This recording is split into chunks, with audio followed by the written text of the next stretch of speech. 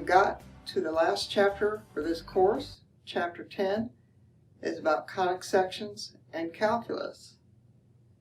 In this first lesson, we're going to be looking at a lot of formulas and definitions, some of which will be familiar to you and some of which might be new to you. And then we'll see how we can use calculus to do work with conic sections. We're going to start first with the parabola, and then we'll cover the ellipse and the hyperbola. Okay, so let's get started with the parabola.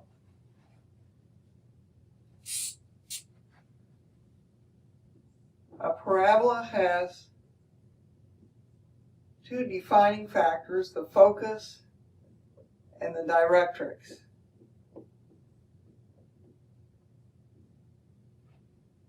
Okay, if I have a parabola here, this is the focus, and this is the directrix, and the definition of a parabola tells me that this distance x from the focus to the parabola and the distance from the parabola to the directrix will always be the same. Okay, now this is what we would call a vertically oriented parabola, and its standard equation looks like this: x minus h squared is equal to 4p times y minus k. Okay, in this equation, hk is the vertex.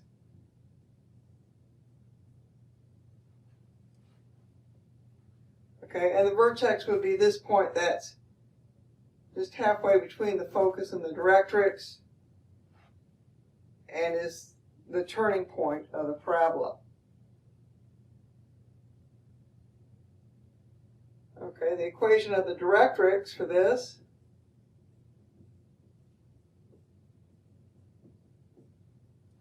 is the equation y equals k minus p. If you're wondering what p is, this is p. It's that distance between the focus and the vertex. Now we also have parabolas that are oriented this way.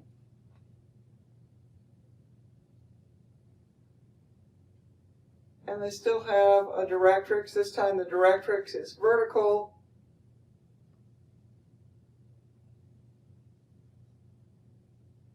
Here's my focus, and here's my vertex. And for this parabola, the equation looks like this: y minus k squared is equal to 4p times x minus h.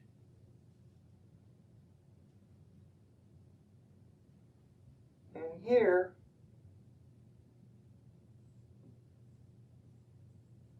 the focus has the equation, or the coordinates, h plus p and k. For this one, we didn't write the focus equation or coordinates, but for this one it's h and k plus p. So this is the focus, and this is the focus here. The vertex for both is, it's always hk.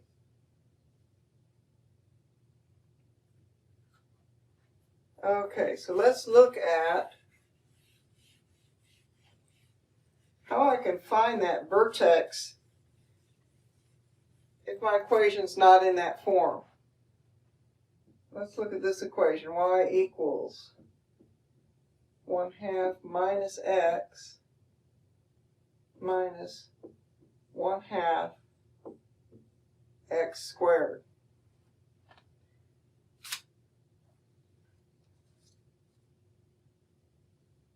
Okay, to find the focus, I'm going to have to put terms together and also get it into standard form. But what I'm going to do first is just multiply everything by 2 to get rid of my fractions.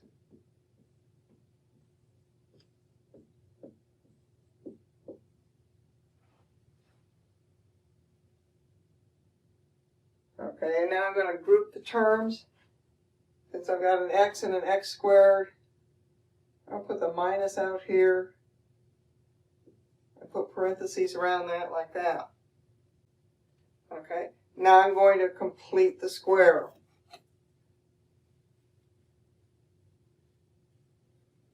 And I'm going to actually rewrite this as x squared plus 2x.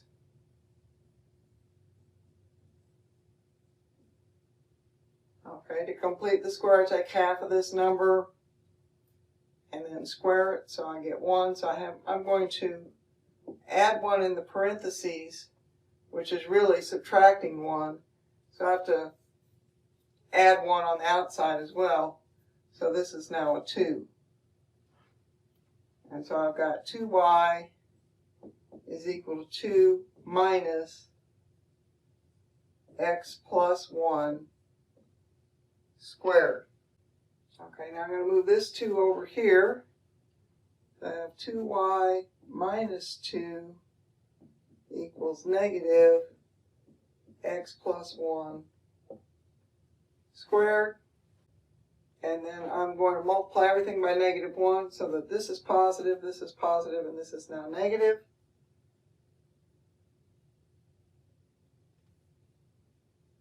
So looking at my standard equation, I could write x plus 1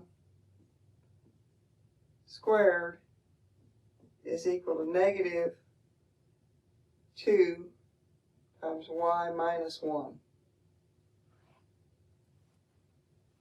So this tells me that my vertex is at negative 1, positive 1. Okay, I know that this is 4p, so negative 2 is equal to 4p, which means that p is equal to negative 1/2. And so if I want to write the coordinates for the focus, remember that those coordinates are h and k plus p. So it would be negative 1, and then I have 1 minus 1/2, so positive 1/2. And this is my focus.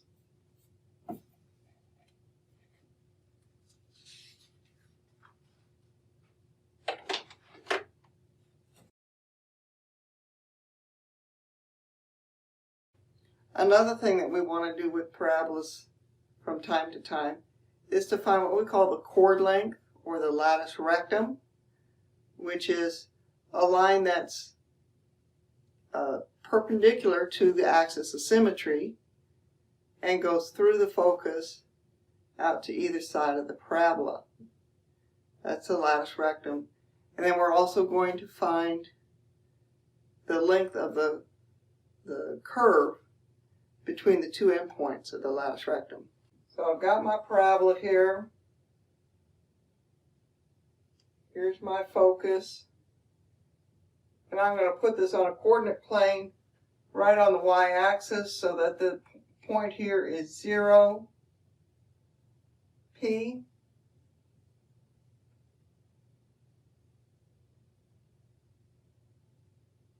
And then this point will be negative 2p, p. And this point over here will be positive 2p, p. And we want to find the length of this latus rectum, this chord that goes from one side of the parabola to the other and right through the focus. So this is actually fairly easy to figure out. If this is negative 2p, the x-coordinate here, and this is positive 2p, the length of the lattice rectum is just 4p. Okay, now to find the length of the arc, let's say s is equal to the integral from negative 2p to positive 2p. And we use our arc length formula, which is 1 plus the first derivative of y and square it.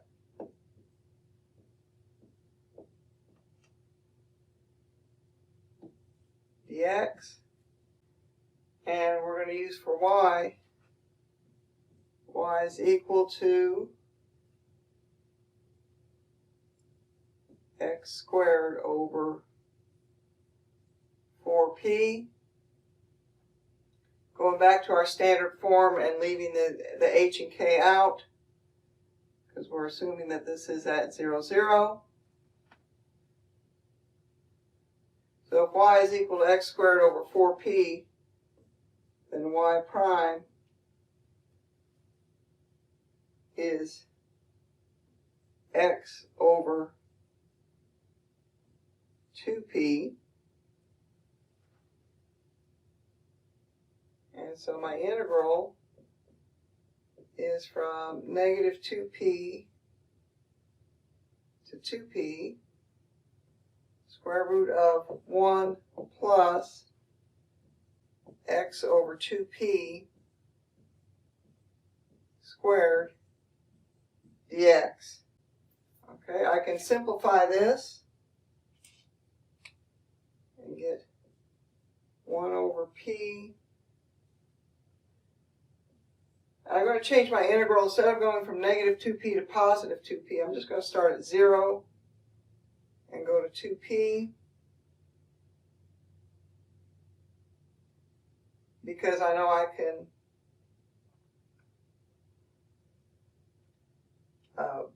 just double that answer, and that's included in the 1 over p. So now I've got the square root of 4p squared plus x squared dx.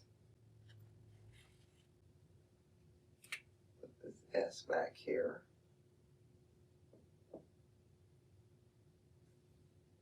And so now I've got 1 over 2p times x times the square root of 4p squared plus x squared plus 4p squared times the natural log absolute value of x plus square root of 4p squared plus x squared, evaluated from 0 to 2p. Now we'll get rid of some of this. So now we're going to have 1 over 2p times x is equal to 2p square root of 8p squared plus 4p squared times the natural log of 2p plus the square root of 8p squared minus 4p squared times natural log of 2p. Okay, and all that simplifies to 2p times the square root of 2 plus the natural log of 1 plus the square root of 2, which is approximately equal to 4.59p. Okay. Before we go on to ellipses, I do want to talk about one of the properties of parabolas that make them so useful to us for everything from headlights to antennas that both send out and receive signals. And it's this. If I have a parabola and I have, say, some light coming in this way, the angle between this ray of light and this ray of light are going to be the same. Those two angles are the same. And if I have another one here, same thing. These angles are the same. And this place here, where these rays of light meet is called the focus. So it's literally the place where all the light beams focus. And for example, in a car headlight, if I have the light bulb here, all the light beams that shoot out this way are going to come back in parallel rays and give us a nice coherent beam. Same thing's true for a antenna that's receiving signal from maybe from a radio transmitter or even from outer space. All the beams that come in parallel are going to bounce and be focused at one point. So particularly if we have a weak signal, we magnify it by focusing everything there. And this is called the reflectivity of the parabola.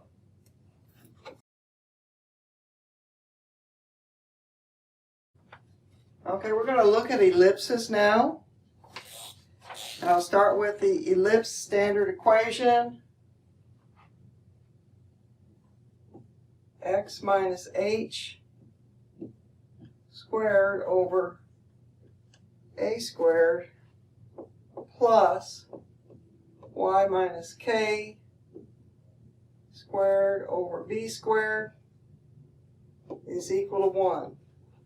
And for an ellipse, a is always greater than b. Okay, in this configuration, the major axis is horizontal.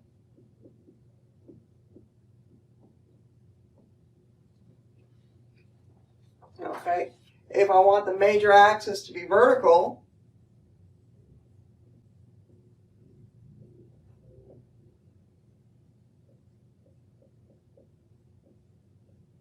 I'm going to take this bigger number, the a, and put it over here with the y direction. So I'm going to have x minus h squared over b squared plus y minus k squared over a squared equals 1. And you'll notice as we go through these conics that together, I never mix those up.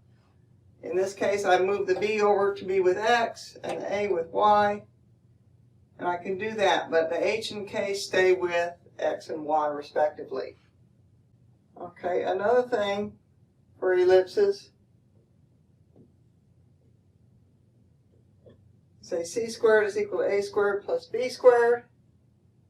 I'm sorry, a squared minus b squared. And the C tells us about the foci.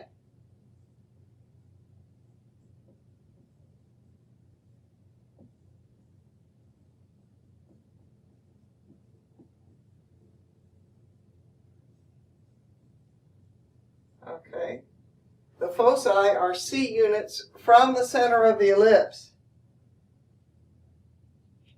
Okay, and where's the center of the ellipse? HK. Another thing we want to talk about with an ellipse is the eccentricity.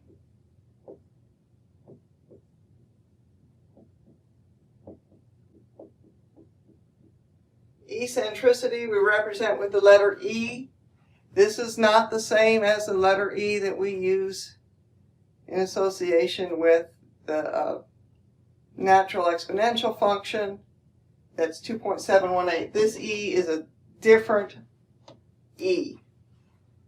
But E is equal to C over A. Okay? E is always between 0 and 1. If E is closer to 0, our ellipse tends to be more like a circle, almost round. If E is closer to 1, it is elongated.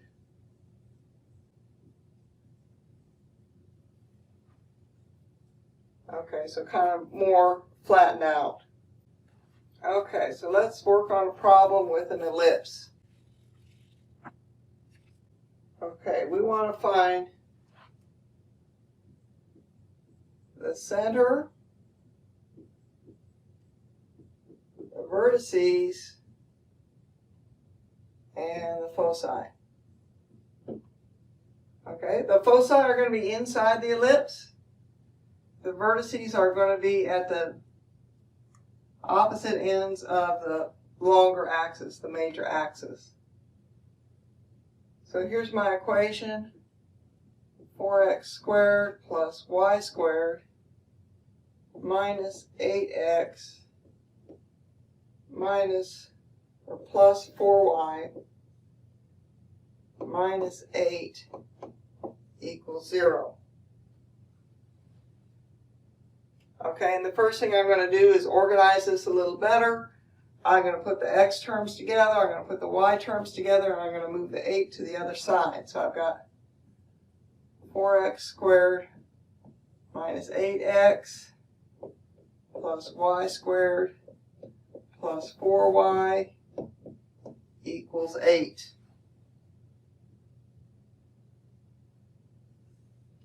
Okay, so now I'm going to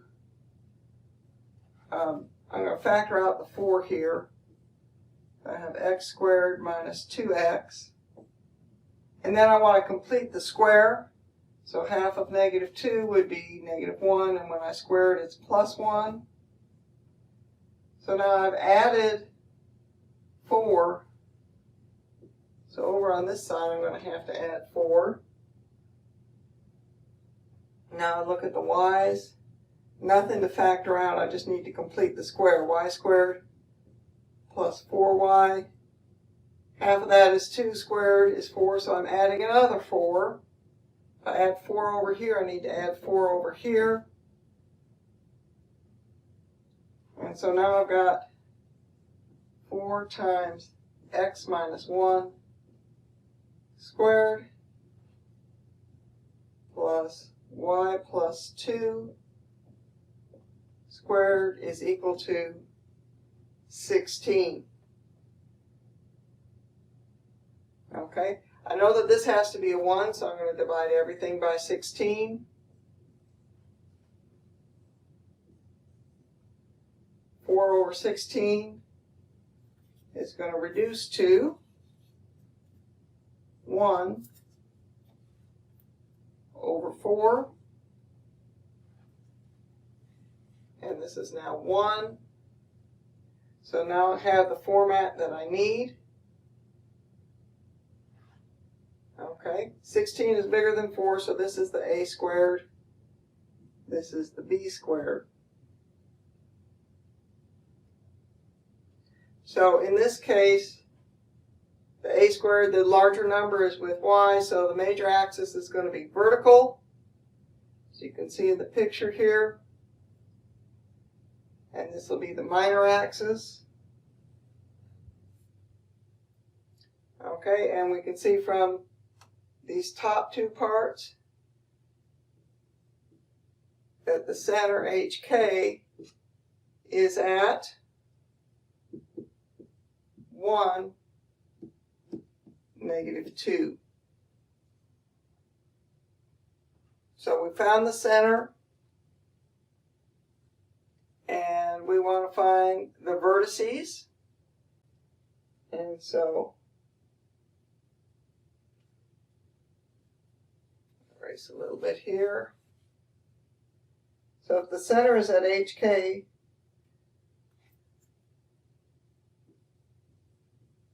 the vertices are at HK plus and minus A.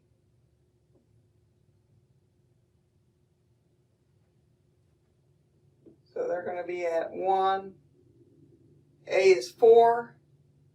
So I've got -2 plus 4 would be 2. And -2 minus 4 would be -6. So those are my two vertices. And then my foci are at HK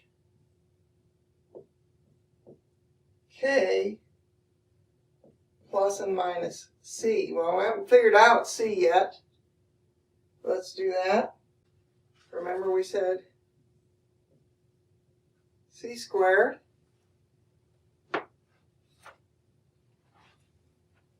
is equal to A squared minus B squared. So A squared was the 16, B squared is 4, so C squared is equal to 12, so just C would be equal to 2 square root of 3. Okay, so now that I've got that, my foci are going to be at 1, and then I'm going to have -2 plus 2 root 3, and then I'm going to have 1 -2 minus 2 square root of 3.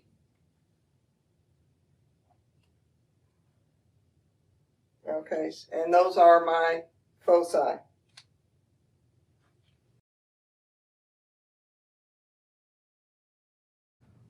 One of the common applications of ellipses is in working with the orbits of different heavenly bodies around each other.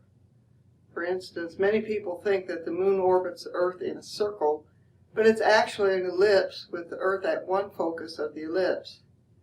Same goes for all the planets as they rotate around the sun. They are in elliptical orbits with the sun at one focus of the orbit. So let's look at the orbit of the moon around the Earth. Okay, a couple new terms that we're going to use here. Apogee, which is the time when the moon is the furthest away from the Earth, and perigee, which is the time that it's the closest to the Earth. So,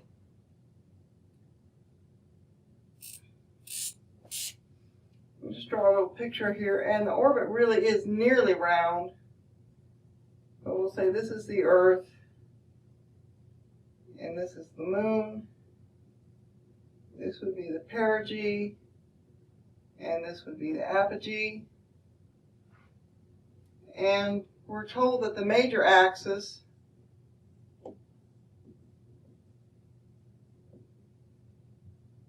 is 768,800 kilometers, and the minor axis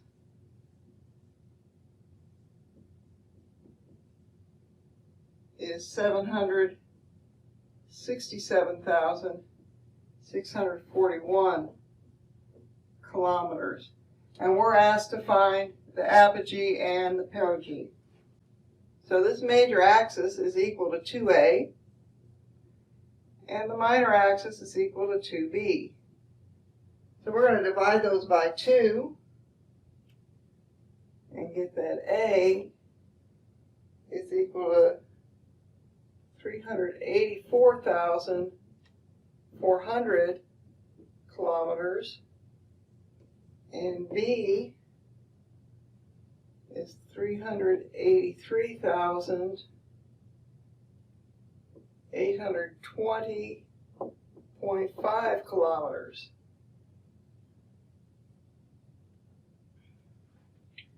Okay, now we can find c. C is equal to the square root of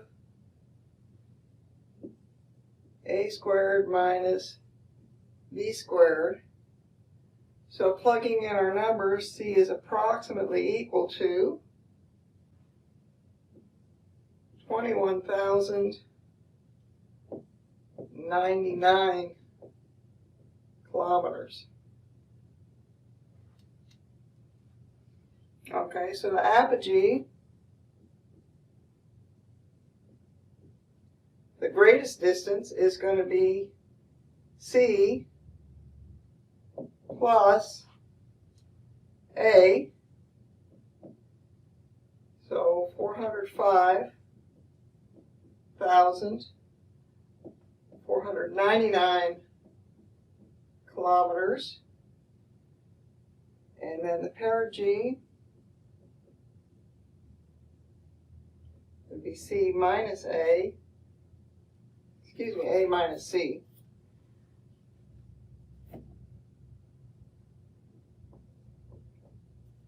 And that would be approximately 363,301 kilometers.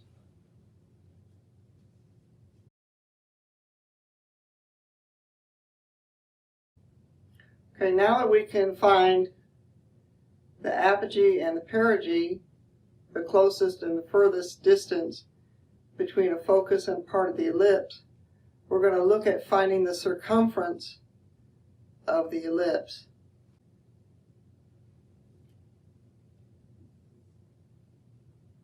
So we're given this formula.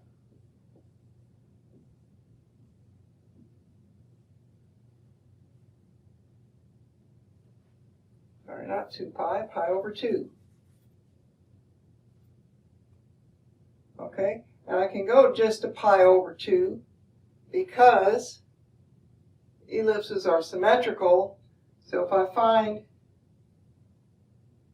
say, this much of the circumference, I can just multiply it by 4 and get the whole thing. So that's what we're going to do here. So go from 0 to pi over 2.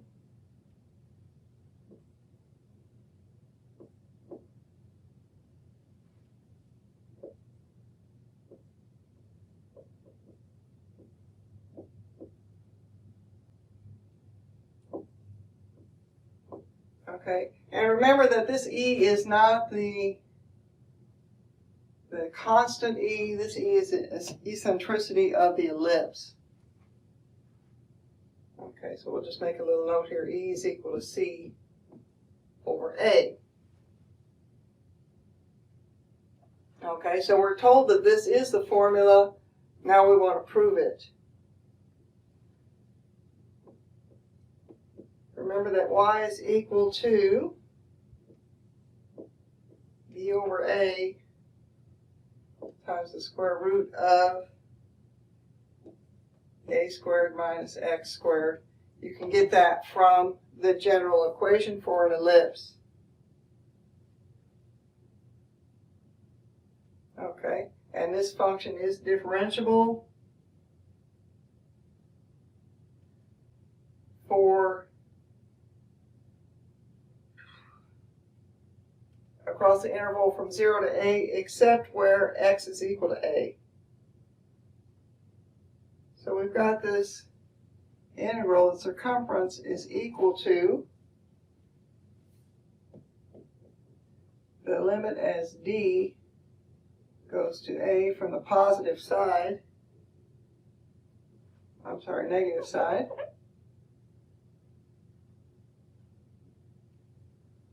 of 4 times the integral from 0 to d. And here's our arc length formula, 1 plus y prime squared dx, which is equal to 4 times the integral from 0 to a, 1 plus y prime squared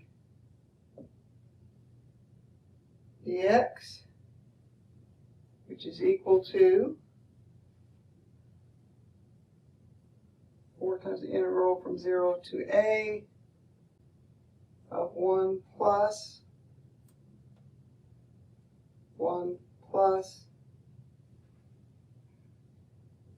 b squared x squared over a squared times a squared minus x squared dx. Okay, and we're going to use a trigonometric substitution, which is x is equal to a sine theta. So now I have c is equal to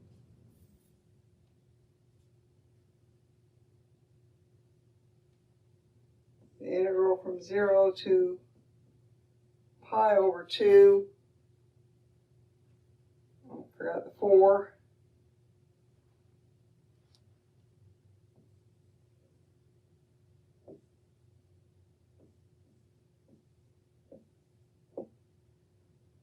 A squared cosine theta squared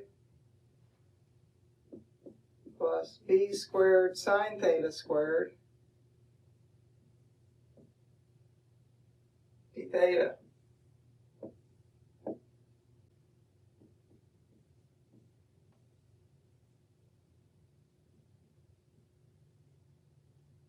Okay, I'm going to take out the a squared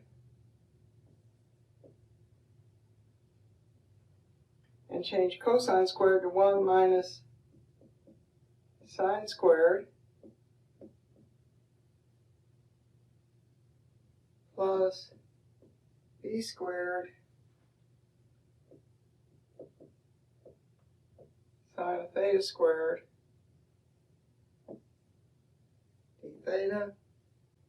So now I have 4 times this integral from 0 to pi over 2.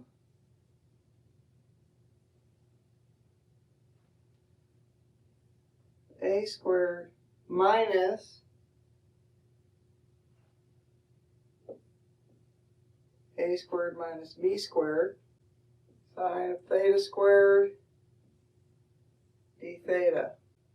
Okay, and then because e squared is equal to c squared over a squared,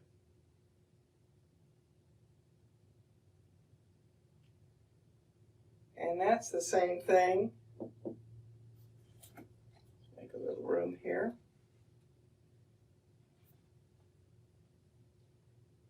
As a squared minus b squared over a squared. Okay, now I can rewrite this instead of a squared minus b squared here.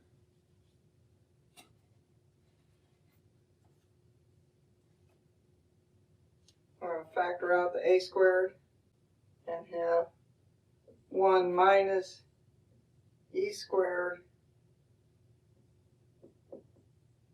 sine of theta squared theta, which was the formula that we were asked to demonstrate to be the circumference.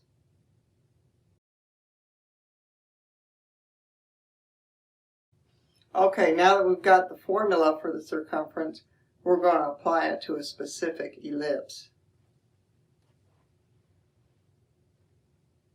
And this is the ellipse, x squared over 25 plus y squared over 16 is equal to 1. Okay. E squared is equal to c squared over a squared.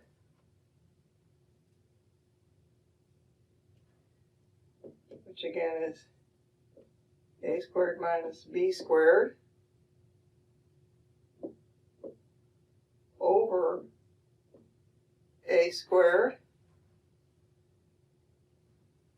So this is going to be 25 minus 16 divided by 25. So this is going to be 9 over 25. So the circumference is equal to 4 times 5 times the integral from 0 to pi over 2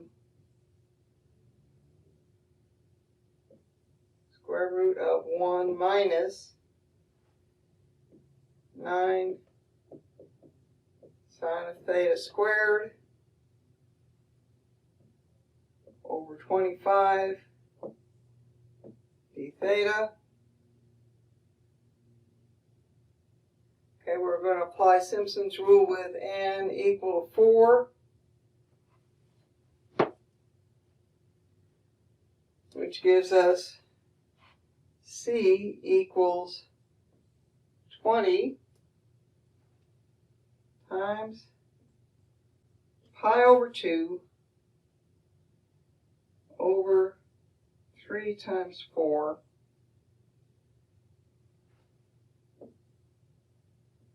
times 1 plus 4 times 0.9733 plus 2 times 0.9055. I'll put the rest of it up here. Plus 4 times 0.828323.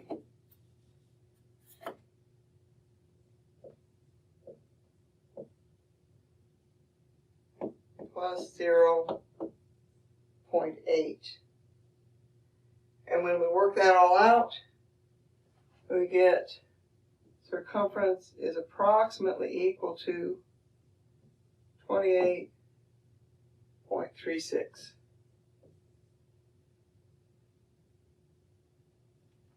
Okay, so the circumference for this ellipse is approximately 28.36 units.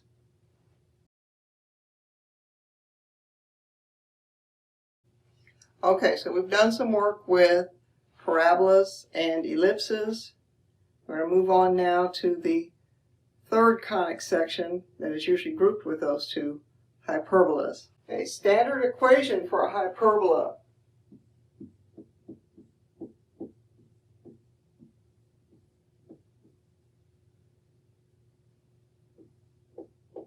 x minus h squared over a squared minus y minus b squared over, y minus k squared over b squared equals 1. You'll notice that this equation is very similar to the equation for an ellipse. It has a negative, a minus here instead of a plus. And that's basically the only difference. Okay, This is the equation if we want to say that the transverse axis is horizontal.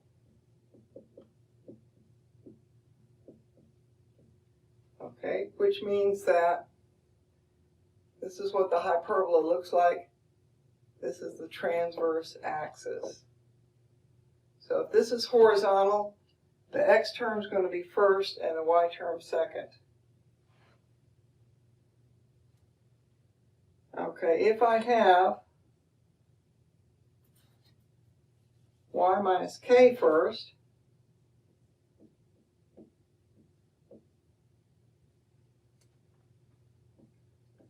over a squared minus x minus h squared over b squared. This means that the transverse axis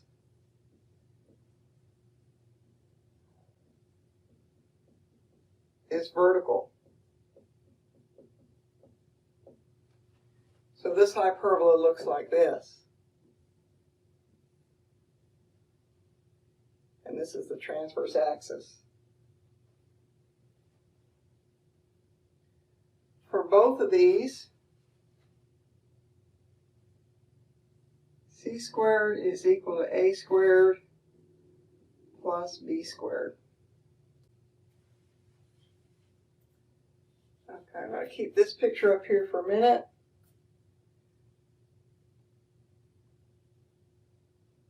These 2 points are called the vertices of a hyperbola. And of course the foci are there. And then this would be considered the center. From the center to the vertex, so just this distance here is A. From the center to the focus, from here to here, that distance is C. Okay, you might be wondering, well, where's B in this? B is associated with the transverse axis. I'm sorry, the conjugate axis. So let's draw another hyperbola here. If this is the center,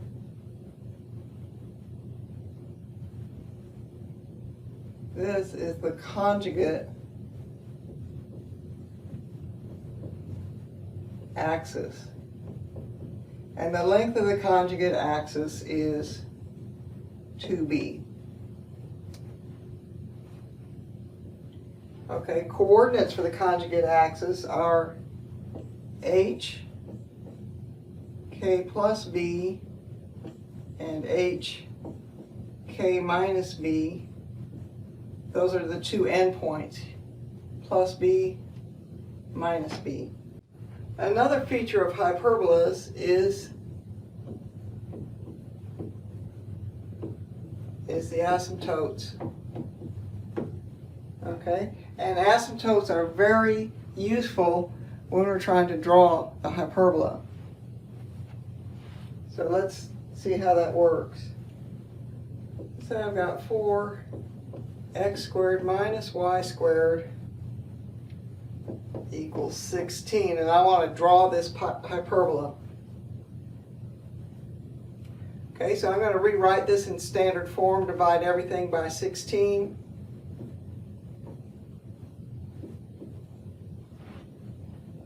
So that gives me x squared over 4 minus y squared over 16 is equal to 1. Okay, x comes first, so my transverse axis is horizontal.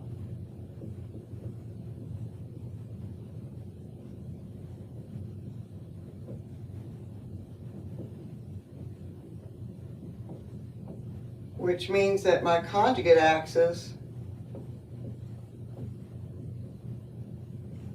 is vertical.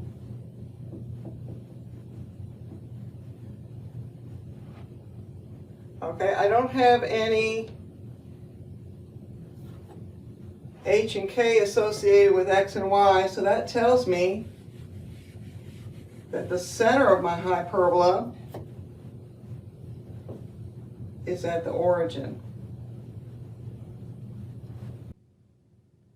Okay, and the vertices for this transverse axis are plus and minus 2 away from the center. So 2 units this way, 2 units this way. And my conjugate, my vertical axis, is 4 units away. So 1, 2, 3, 4, 1, 2, 3, 4. Now I can draw a box connecting those 4 points.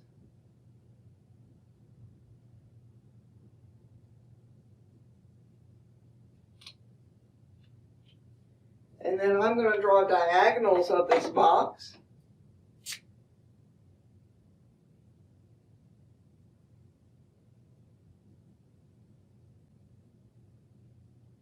Which ideally would go through the origin. And those diagonals are the asymptotes. So I know that the transverse axis is horizontal, so I'm going to be drawing my hyperbola. Okay, and this is the vertex. So I've got a curve that does this, and a curve that does this. Before we leave this, I'm going to give you some equations. If the transverse is horizontal, like it was in this problem,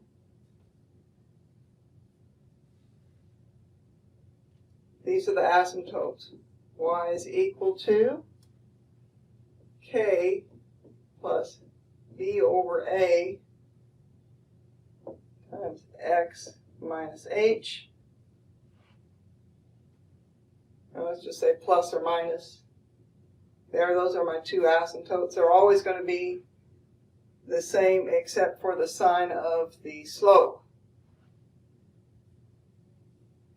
And if my transverse axis is vertical,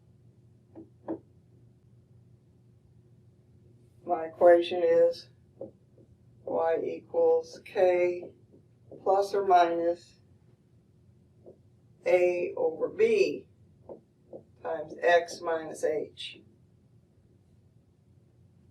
Okay? I wouldn't expect you to remember which one's vertical and which one's horizontal. Make sure that's in your notes. Okay, one last thing on hyperbolas. The eccentricity is c over a for hyperbolas.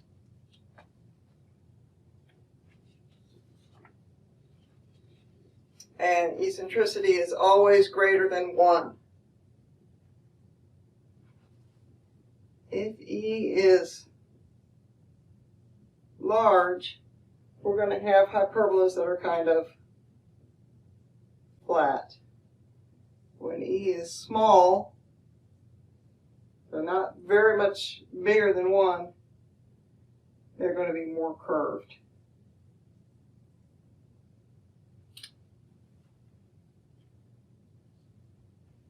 Okay. Everything you always wanted to know about hyperbolas. Except for, what do you use them for? Let's take a look.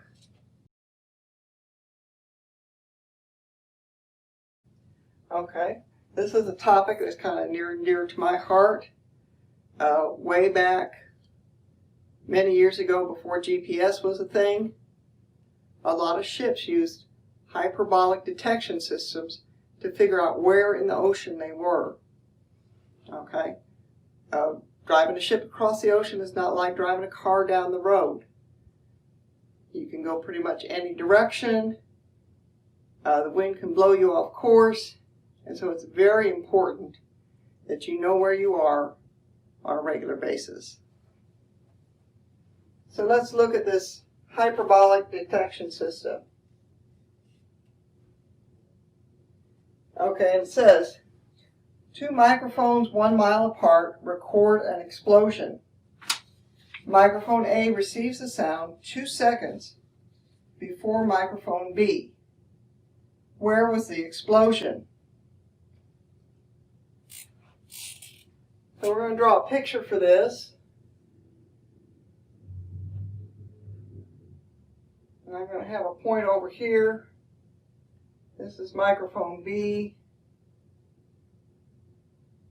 And we're going to put microphone A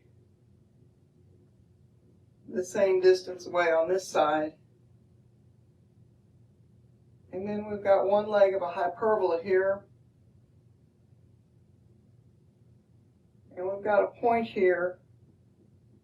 This is where our explosion was. And the distance from A to the explosion we're going to call D1. Distance from the explosion to point B, D2. So I'm going to write x squared over a squared minus y squared over b squared. You can see that this is going to be a horizontal transverse axis, so that's why we have the a squared first, equals 1. And we're going to say c equals 1 mile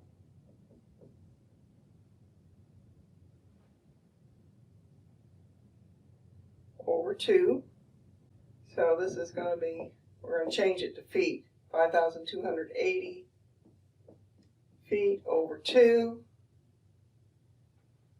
So 2,640 feet is my C. And A is equal to 2,200 feet divided by 2, so 1,100 feet. And if you're wondering where I got that number, I should have read you a little more of the problem. It says we're going to assume that sound travels at 1,100 feet per second. So we know that the explosion took place 2,200 feet farther from B than from A, since it was a full second later. The locus of all points that are 2,200 feet closer to A than to B is one branch of the hyperbola. Okay. We're going to go on now.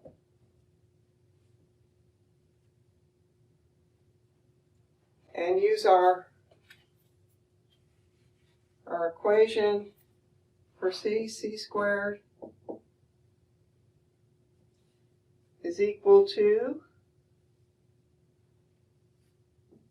A squared plus B squared. We rearrange this a little bit and get B squared is equal to C squared minus A squared. We've got values for C and for A, so we'll put those in. B squared is equal to 2,640 squared minus 1,100 squared.